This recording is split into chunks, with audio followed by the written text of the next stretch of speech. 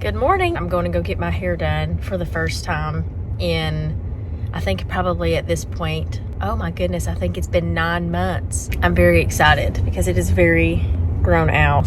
It's 23 out and I'm in Tennessee, and so that's cold for Tennessee. If you're from somewhere colder, just let me say that it's cold outside. I'm going to bring in Jonathan Strange and Mr. Norrell to this hair appointment. I will read because it takes a long time. I'm at a point where it's dragging just a little bit, but I think that it's about to pick up, and I'm just trying to bear with the fact that it's very long and descriptive because I want to read books like that, and I'm enjoying that aspect. And there are all of these little footnotes and side notes that the author has been including that are like complete side quests, side stories to the main plot. And she'll like explain writings or books that are mentioned in the main story, and then she'll like go and have a footnote that'll describe the history of that author. And it's just very interesting, and it's good. I just feel so much better. I just love her. She does such a good job. I've been going to the same hair stylist for 10 years. So I'm wearing my Green Gables sweatshirt today that my sister got me for Christmas, and I love it. I've never read Anne of Green Gables, so that I'm hoping will change this year. But I got like 20 pages read at our appointment. Our appointments together last 5 hours. Yes.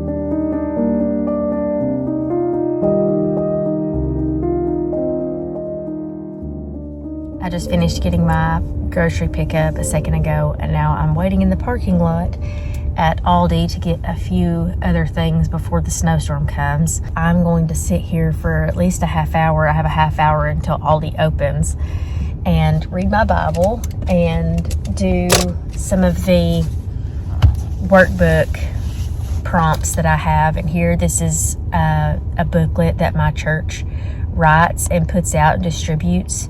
What you do for this is you have a specific daily reading, and it's usually not very long. It's like a total of 3 chapters a day.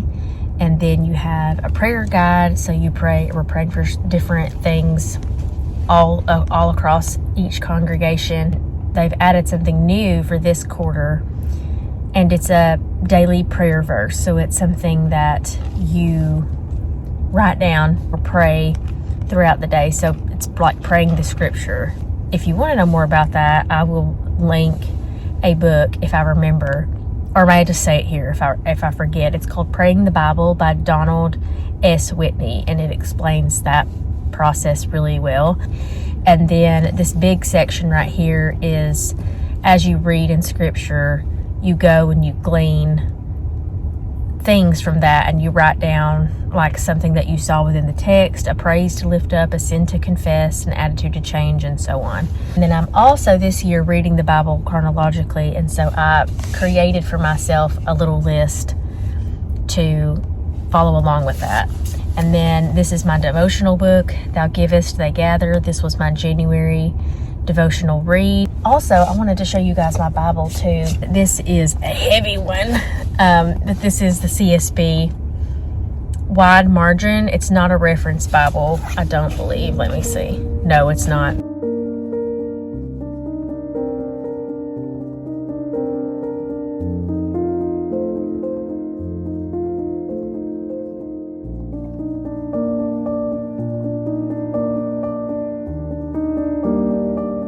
I'm gonna plan some songs for the rest of this quarter, and maybe even prepare some Easter songs too. Think about that, because that's fast approaching. So I've got my setup here, and I brought all of my stuff with me.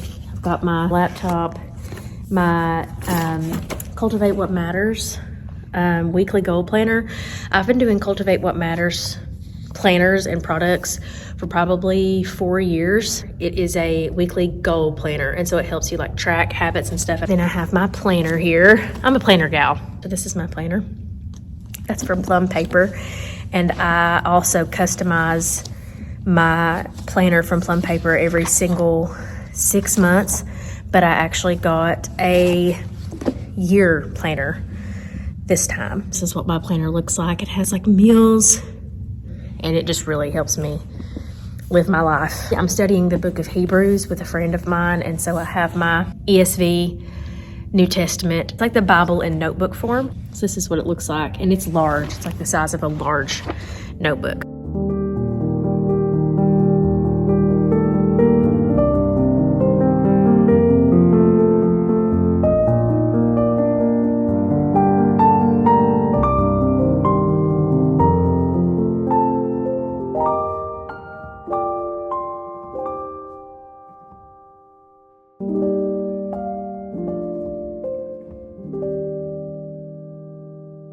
Just so happened that every single time I've sat down to film a clip for this vlog, I have a Dunkin' coffee. If you don't like what you're reading particularly, you need to finish your books. That's good.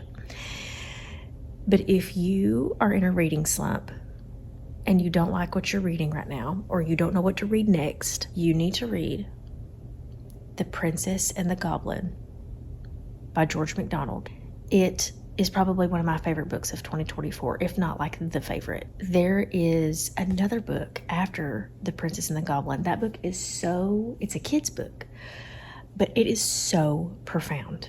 This book is The Princess and Curdie. This is the second book that follows The Princess and the Goblin. The language, the allegory, the imagery, I mean, it's just a gorgeous, gorgeous book. Literally, as soon as I was going to tell you guys that I didn't know if George MacDonald was a Christian, it literally has a synopsis of his life, and it said, at the same time as pursuing a literary career, he had tried to be a Congregationalist minister, but his unconventional, intolerant views caused so many complaints from the members of his parish that he became disillusioned and gave it up.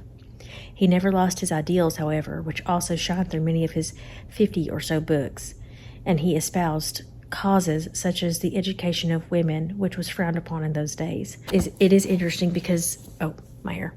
It is interesting because you see a lot of depictions of some principles of the Christian walk in these books. Really has just such a profound and beautiful description of what it means to see God and see Christ in the ways that we want to see him, and view God in the ways that we want to, rather than seeing him for what he really is, seeing him for who he really is. And it's just very, very inspiring. And I also bought a new like throw blanket at TJ Maxx yesterday. It is so cute. It's like English cottage vibes. I'm sitting wrapped up here while my kids take their nap. But this is my little living room book setup here. Some of my vintage books down there, and then I have my Jane Austen, Winnie the Pooh, some classics, and then right here, let me just set this back, is my Elizabeth Elliot, J.C. Ryle, Confessions, A Naked Tree by Joy Davidman. This is C.S. Lewis's wife, and these are love sonnets to C.S. Lewis and other poems. Oh, you can't even see. I'm not even pointing it down. Then Till We Have Faces. This is the copy that I showed you guys a while back. And then Francis Schaeffer, A Way of Seeing. I really want to read this book eventually. These are the books that I have like sat out, that if I just get in the mood to pick one up and kind of, you know, leaf through it one day, I will. And then this is so cute, but I got this book at the library for free, and it has like the best poetry in it. It had a poem in here that, like, when I read it, I totally cried. It was so good. And then some vintage books down there. Rebecca by Daphne du Maurier. This is a vintage copy of Sherlock Holmes. Can you guys even see that? I'm sorry. And then Corrie ten Boom, and then some of my other vintage stuff.